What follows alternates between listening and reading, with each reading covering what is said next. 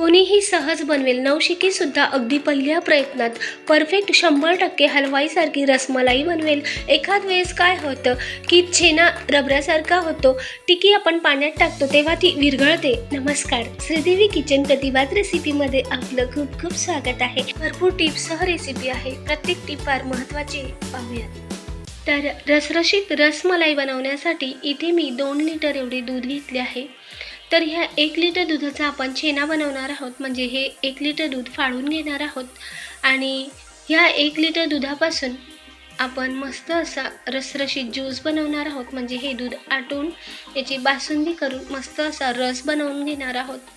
हे रस बनवण्यासाठी तुम्ही फॅटचे दूध घेतले तरीही चालेल, म्हणजे म्हशीचे दूध घेतले तरीही चालेल, पण छेना बनवण्यासाठी मात्र तोंड दूध किंवा गाईचेच दूध घ्या. तर आता हे 1 लिटर दूध आपण उकळण्यासाठी ठेवूयात. म्हणजे याचा छेना बनवून घेऊयात. तर गॅसवर मी टोप ठेवून घेतला. त्यात हे 1 लिटर दूध घालते. जसे की मी सांगितले, आपल्याला छेना बनवण्यासाठी गाईचे दूध किंवा तोंड दूधच घ्यायचे आहे. ज्याच्यात कमी फॅट असेल तेच दूध वापरायचं आहे. दूध उकळते तोपर्यंत आपण इथे विनेगरचं पाणी बनवून घेऊयात. तर इथे मी पांढरं विनेगर घेतले. तर 2 चमचे एवढं विनेगर घेते. हे पहा, हा 1 चमचा आणि आता हा दुसरा चमचा. विनेगर नसेल तर तुम्ही लिंबाचा रस देखील घालू शकता. आता यात घालूया साधं पाणी. तर हे पहा, 2 चमचे विनेगर आणि 2च चमचे साधं पाणी वापरलं आहे. तुम्ही अख्खे 2 लिंबू घ्या, त्याचा रस काढा आणि अख्ख्या लिंबाच्या रसामध्ये 2 चमचा एवढं पाणी घाला. तर आता दुधाला उकळी आली आहे. हे पहा, दूध खाली लागेल म्हणजे जी साय जमा होऊन जाईल ती आपण अशी थोडीशी मिक्स करून घेऊयात. गॅस मी इथे मंद आचेवर केला आहे आणि आता यात घालूया विनेगरचं पाणी. तर सुरुवातीला आधी थोडंसं 2 चमचे पाणी घालायचं आहे. हे पहा, थोडं थोडं करून यात पाणी घालायचं आहे विनेगरचं. तर आता पुन्हा ढवळून घेऊयात आणि आता पुन्हा शिल्लक राहिलेलं पाणी यात घालूया. तर असं थोडं थोडं करून आपल्याला पाणी घालायचं आहे. तर इथे मी सुरुवातीला 2 चमचे एवढं विनेगरचं पाणी घातलं, जे आपण वाटीत मिक्स करून घेतलं होतं. त्यातूनच थोडं पाणी सुरुवातीला आणि आता सर्व पाणी यात घालून घेऊयात. हे पहा, तर इथे मी सर्व पाणी घालून घेतलं विनेगरचं. मिक्स करून घेऊयात असं. आता तुम्ही पाहू शकता आपलं दूध थोडं थोडं फाटायला लागलं. गॅस इथं मोठा करायचा नाही किंवा मध्यम आचेवर करायचा नाही. तर मी इथे मंद आचेवरच गॅस ठेवला आहे. अजिबात गॅस मोठा करायचा नाही आहे. हवं तर गॅस आता बंद करायचा आहे. तर इथे मी गॅस बंद करून घेतला आणि आता या छेन्यामध्ये घालूया आपण 1 ते 1.5 ग्लास एवढं साधं पाणी. यामुळे काय होतं की आपलं जे हे पनीर आहे ते रबरासारखं होत नाही. तर इथे मी 1 ते 1.5 ग्लास एवढं साधं पाणी घालून घेतलं आणि आता जे छेना आणि पाणी आपण वेगळं करून घेऊयात. तर खाली एक मोठं भांडं ठेवायचं, त्यावर चाळण ठेवली आणि त्यावर एक कपडा ठेवला कॉटनचा. तर खाली मोठंच भांडं ठेवायचं. आता आपण हा छेना गाळून घेऊयात. तर हे पहा, चाळणीत मी हा सर्व छेना असा हा गाळून घेतला. तर हा छेना आणि हे जे छेन्यातलं पिवळं पाणी आपण असं हे वेगवेगळं करून घेतलं. छेन्यामध्ये विनेगर घातल्यामुळे काय होतं की याचा विनेगरचा थोडासा स्मेल येतो आणि खटासही येते. म्हणून छेना काय करायचं आहे, आपल्याला असा हा धुवून घ्यायचा आहे. तर इथे 2 ते 3 पाण्याने असा छेना धुवून घ्यायचा आहे. आणि महत्त्वाची टीप म्हणजे आपल्याला छेना इथे मात्र असा जास्त गाळून किंवा पिळून घ्यायचा नाही आहे. हे पहा, तर असा हा छेना मी इथे 2 पाण्याने धुवून घेतला. तर तुम्ही पाहू शकता इथे छेन्याला अशी ही धार लागली असेल. ही धार जोपर्यंत टिपक्यांमध्ये बदलत नाही, अशी टपटप पाणी गळते, तोपर्यंतच आपल्याला हा छेना पिळायचा आहे. आता हे टपटप पाणी गळते तर आपण हा छेना असा पिळून चाळणवर ठेवूया. म्हणजे हे राहिलेलं पाणी असं गळून जाईल. आता दूध गरम करून घेऊया रबडीसाठी. तर इथे मी गॅसवर कढाई ठेवून घेतली. यात थोडंसं पाणी घालून घेतलं, म्हणजे कढाई अशी ओली करून घेतलं. यामुळे काय होईल की आपलं दूध खाली लागणार नाही, म्हणजे साय एका ठिकाणी जमा नाही होणार. म्हणून असं थोडंसं पाणी घातल्यानंतर दूध घालायचं. आता इथे मी 1 लिटर दूध घातलं आहे. तुम्ही हवं तर इथे म्हशीचं म्हणजे जास्त फॅटचं दूधही वापरू शकता. तर आता दूध घातल्यानंतर गॅस मध्यम आचेवर करून दूध आपण उकळून घ्यायचं आहे. म्हणजे उकळी आणायची. तर साय एकाच जागी जमा होईल, म्हणून जी साय होते ती अशी ही मोडून घ्यायची या पद्धतीने. हे पहा, तर साय अशी मोडत आपल्याला मध्यम आचेवरच हे दूध असं आटवायचं आहे. तर इथे आपल्याला जास्त खव्यासारखं किंवा माव्यासारखं जास्त दूध आटवायचं नाही आहे, फक्त याची एक पातळसर रबडी बनवायची आहे आपल्याला हलकी. तर हे पास हाय अशी मोडतच राहायची उलथाण्याने. आता दूध थोडंसं कमी झालं आहे, तर यात मी असे काही काजू बदाम पिस्तेचे काप करून घेतलेत. तर आता घालूया यात केसर. तर इथे मी थोड्याशा केसराच्या काळ्या घातल्या, त्यामुळे मस्त असा दुधाचा सुगंधही छान येतो आणि रंगही थोडासा खुलतो. तर आता बदाम आणि पिस्ते आणि काजू घालून घेऊयात. तुम्ही हवं तर काजू बदाम पिस्ते अजून थोडंसं वाढवू शकता. तर आता पुन्हा अजून आपण एक 2 ते 3 मिनटासाठी दूध अजून शिजवून घ्यायचं आहे. तर जास्त आपल्याला माव्यासारखं घट्ट करायचं नाही आहे, फक्त याची एक रबडी बनवून घ्यायची. तर उलथाण्याने एकसारखं आपल्याला हे ढवळतच राहायचं आहे. तर तुम्ही पाहू शकता एक 3 ते 4 मिनटानंतर अजून दूध थोडंसं कमी झालं आहे, रंगही याचा छान झाला आहे, सुगंधही मस्त येतो. या स्टेजला आपण घालूया यात साखर. तर 1 लिटर दुधासाठी इथे मी 75 ते 90 ग्रॅम एवढी साखर वापरली आहे. एवढं दूध मी कमी करून घेतले. अजून तुमच्या आवडीनुसार तुम्ही थोडीशी साखरेचं प्रमाण कमी जास्त करू शकता तुमच्या आवडीनुसार. तर इथे मी 75 ते 90 ग्रॅम एवढी साखर घातली. वाटीचं प्रमाण म्हणाल तर पाव वाटीपेक्षा थोडीशी कमी असेल. तर इथे मी पोहे खाण्याचे चमचे म्हणाल तर 5 ते 7 एवढे पोहे खाण्याचे चमचे आहे. तर आता या स्टेजला घालून घेऊया वेलची पूड आणि आता मिक्स करून घेतलं. आता घालूया आपण यामध्ये फूड कलर. तर इथे मी हा ड्राय फूड कलर होता, त्यात 2-3 थेंब पाण्याचे घालून असा लिक्विड फूड कलर करून घेतला आणि मिक्स करून घेतला. तुम्ही पाहू शकता आपल्या दुधाला किती मस्त रंग आला आहे आणि दुधाची थिकनेस हे पहा एवढी अशी ठेवायची ही रबडी. तर या पद्धतीनेच ही रबडी झाली पाहिजे.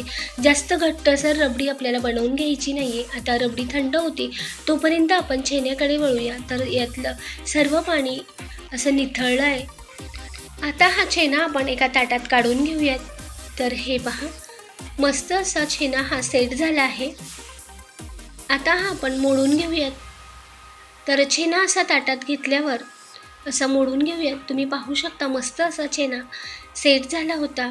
तुम्ही पाहू शकता आपला छेना जास्त ड्राय झालेला नाही आहे किंवा जास्त ओलाही नाही आहे. तर आता हाताच्या तळजणीने या हाताच्या मदतीने आपल्याला असं हे पहा असा फक्त थोडासा प्रेस करायचा आहे, म्हणजे हा सर्व छेना आपल्याला असा मिळवून आणायचा आहे. तर जास्त इथे आपल्याला जोर द्यायचा नाही आहे.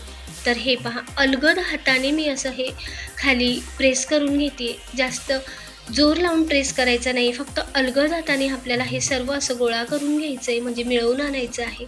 हे पहा तर मी फार हलक्या हाताने हे असं इथे ताटाला असं घासून घेते. हे पहा तर असा हा छेना आपला एकदम मी 1 ते 2 मिनटासाठीच असा हा घासून घेतला आणि असं हे गोळा करून घेतलं.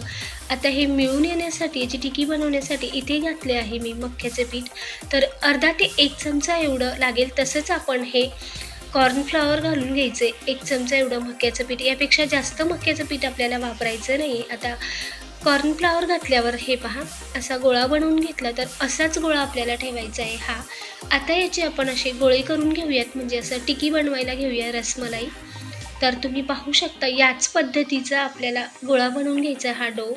तर आता छोटे छोटे मी असे याचे गोळे बनवून घेत आहे. तर म्हणून सांगते महत्त्वाची टिप्स की छेना आपल्याला इथे जास्त पिळून घ्यायचा नाही, जास्त ड्राय करायचा नाही आहे. तर फक्त पाण्याची धार लागेल आणि ती धार टिपक्यांमध्ये बदलेपर्यंतच आपल्याला छेना पिळून घ्यायचा आहे. तर जास्त छेना आपल्याला ड्राय करायचा नाही. तर इथे मी असे हे छोटे छोटे असे हे गोळे बनवून घेतले. तुम्ही तुमच्या आवडीनुसार लहान मोठे असे गोळे करून घेऊ शकता. आता एक टिकी बनवून दाखवते तुम्हाला. हे पहा तर असं हे एकदम गुलाबजामुनसारखं गोल करायचं आणि असं हातावरच प्रेस करून घ्यायचं. तुम्ही पाहू शकता अशी मस्त आपली टिकी तयार झाली. असा गोळा बनवला की याला असं अलगद असा प्रेस करायचा आहे. हे पहा असं प्रेस करून घेतल्यानंतर हे पहा अशी ही टिकी बनवून घ्यायची. तर सर्व टिकी आपण अशा ह्याच पद्धतीने बनवून घेऊयात. तर हे पहा तर इथे मी हे सर्व टिके अशा बनवून घेतल्या या पद्धतीने. ताट सर्व रिकामा झाला आहे. तर इथे सर्व टिक्या बनवून झाल्या आहेत.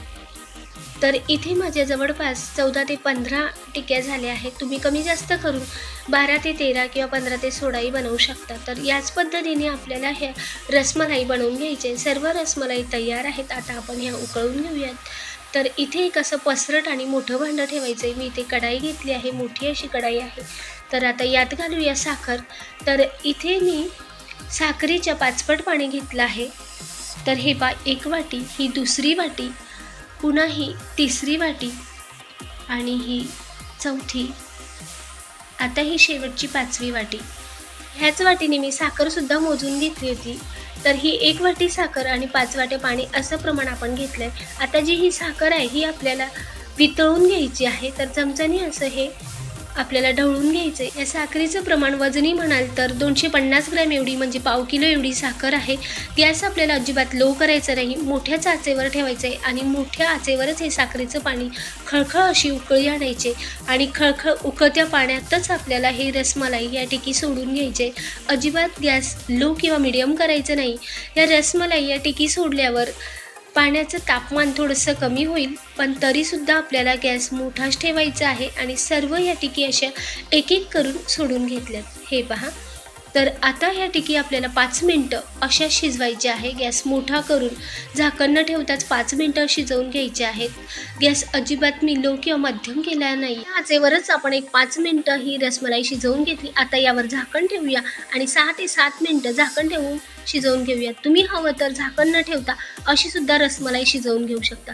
तुम्ही पाहू शकता आता, हे पहा की ती रसमलाईचं प्रमाण थोडंसं मोठं झालं आहे. मस्त अशी फुलून गेली आहे रसमलाई.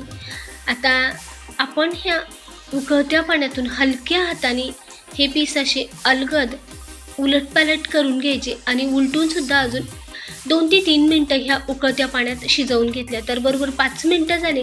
जवळपास हे 15 ते 16 मिनटं हे रसमलाई या उकळत्या पाण्यात शिजत होत्या. तर हे पहा, आता हलक्या हाताने एक रसमलाई आपण अशा या बर्फाच्या पाण्यात सोडायची आहे. तर मी एका भांड्यात असं बर्फाचं पाणी घेतलं आहे आणि बर्फाच्या भांड्यात एक एक करून हा पीस आपल्याला असा अलगद सोडायचा आहे. गॅस आपल्याला अजूनसुद्धा लो किंवा मध्यम करायचं नाही आहे. रसमलाई सर्व पाण्यात सोडल्यावर सुद्धा गॅस आपल्याला मोठाच ठेवून घ्यायचा आहे, जवळपास शेवटच्या टिकीपर्यंत. तर हे पहा, अलगद हलक्या हाताने मी बर्फाच्या पाण्यात या सर्व रसमलाई अशा सोडून घेतल्या. तुम्ही पाहू शकता आपल्या रसमलाई पाण्यात सोडल्यावर अजिबात अशा वरती आल्याने खाली बसल्या आहेत. हे पहा, अशा वरती आल्या की समजायचं आपली रसमलाई शिजली नाही आहे, परफेक्ट अशी झाली नाही आहे. तर सर्व रसमलाई अशा थंड पाण्यात खाली बसल्या आहेत. तर आता या अशाच राहू देऊयात आपण थोडा वेळ आणि आपण पाककडे वळूयात. आता हा जो पाक आहे, हा पाक आपल्याला टाकून द्यायचा नाही, अजिबात टाकायचा नाही. हा पाक आपण हलव्यासाठी किंवा चहासाठी सुद्धा वापरू शकतो. घरात जर लहान मुलं असतील तर काळजीपूर्वक हा पाक बाजूला ठेवा. तर आता पाक आपण उतरवून घेऊयात. ह्याच पद्धतीने तुम्ही सुद्धा रसमलाई बनवली तर नक्की 100% तुमची सुद्धा रसमलाई मस्त अशी आणि परफेक्ट होणार. तर आता इथे थंड पाण्यात आपण या टिकी ठेवल्या होत्या, रसमलाई ठेवल्या होत्या, तर कशा खाली बसल्यात, म्हणजे आपली रसमलाई परफेक्ट शिजली आहे. आता एक रसमलाई तुम्हाला काढून दाखवते मी आणि शिजली आहे किंवा नाही परफेक्ट आपण चेक करून पाहूयात. तर इथे असं पाणी निथळल्यामुळे हिचा जो शेप आहे थोडासा बिघडतोय. तर हे पहा, अशी फोल्ड झाली आहे. आता या साफ पाण्यात टाकल्यावर पाहूया. तर हे पहा, थोडीशी फोल्ड झाली होती. तर हे पहा, त्याच पोझिशनला येते.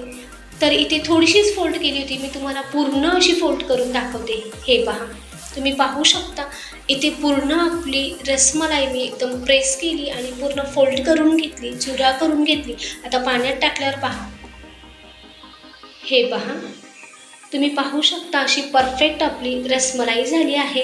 रसमलाईचं तुम्ही प्रमाणही पाहू शकता. आपण बनवली होती, शिजवायला घातली होती तेव्हा केवढी होती आणि आता किती मोठी झाली आहे. इडलीसारखी अशी टम्म फुगलेली आणि जाळीदार अशी मऊसूत अशी रसमलाई झाली आहे. तर आतमध्ये सुद्धा ही टिकी तशी स्पॉन्जी आणि जाळीदार आहे. तुम्हाला तोडून दाखवते. तर हे पहा, मस्त अशी सॉफ्ट आणि जाळीदार झालेली आहे ही रसमलाई. तुम्ही पाहू शकता एकदम जाळी, आणि मी प्रेस केली होती, याच्यातील सर्व मी गोड पाणी काढून घेतलं आणि अशी प्रेस केली तरीसुद्धा जाळी याची कमी झालेली नाही. तुम्ही पाहू शकता इथे छेद, म्हणजे याचाच अर्थ आहे की आपली रसमलाई मस्त अशी स्पॉन्जी झाली आहे. एक छोटंसं निवेदन, रेसिपी आवडत असेल तर प्लीज लाईक करा, शेअर करा, सबस्क्राईब करायला विसरू नका. आता रसमलाईमधील पाणी आपण सर्व काढून घेऊयात. तर इथे मात्र आपल्याला जास्त प्रेस करायला नाही, अलगद अशा हलक्या हाताने आपल्याला पाणी काढून घ्यायचं आहे. तर सर्व रसमलाई आपण या पद्धतीने पाण्यातून काढून घेऊया. मी सर्व रसमलाई हलक्या हाताने पाण्यातून काढून घेतली. तुम्ही मात्र एक एक रसमलाई पाण्यातून काढून घ्या आणि मग नंतर तुम्ही दुधात या रबडीमध्ये सोडू शकता, की जसे की मी या भांड्यात ट्रान्सफर करते. तुमच्याकडे जर मातीचं भांडं असेल तर नक्की वापरा. मी अशा या खोलगट भांड्यात रबडी काढून घेते आणि अशी खोलगट भांड्यात रबडी काढल्यावर मग पाण्यातून एक एक पीस काढायचा. जसं की मी बर्फाच्या पाण्यातून तेव्हा काढलं आणि पुन्हा आपण असं बाहेर काढून घेतलं. तसं न करता तुम्ही एक एक पाण्यातून पीस काढून डायरेक्ट रबडीमध्ये सुद्धा सोडू शकता. जसं की मी इथे सर्व पाणी निथळून घेतलं. तुम्ही कुठलीही स्टेप वापरला तरीसुद्धा आपली रसमलाई मस्त अशी परफेक्ट आणि रसरशीत होणार. तुम्ही पाहू शकता किती सुंदर असा रंग आला आहे या रबडीला. रसमलाई तर आपली तयार झाली आहे, पण ही रसमलाई आता आपण खाऊ शकत नाही. तर एक 5 तासासाठी आपण मुरण्यासाठी ठेवूयात. तर हे पहा, 5 तासासाठी मुरण्यासाठी ठेवली होती, पण फ्रीजमध्ये ही अजिबात ठेवायचं नाही. किचनवरच ही झाकण ठेवून अशीच राहू द्यायची आहे. किचनवरच 5 तास बाहेरच ठेवायचे, फ्रीजमध्ये अजिबात ठेवायची नाही. तर 5 तासानंतर तुम्ही पाहू शकता मस्त असा आतपर्यंत हा रस मुरला आहे. हे पहा, आणि हिचा रंगच सांगतोय रसमलाईचा की किती रशिली अशी ही झाली आहे, मस्त अशी रसरशीत झाली आहे.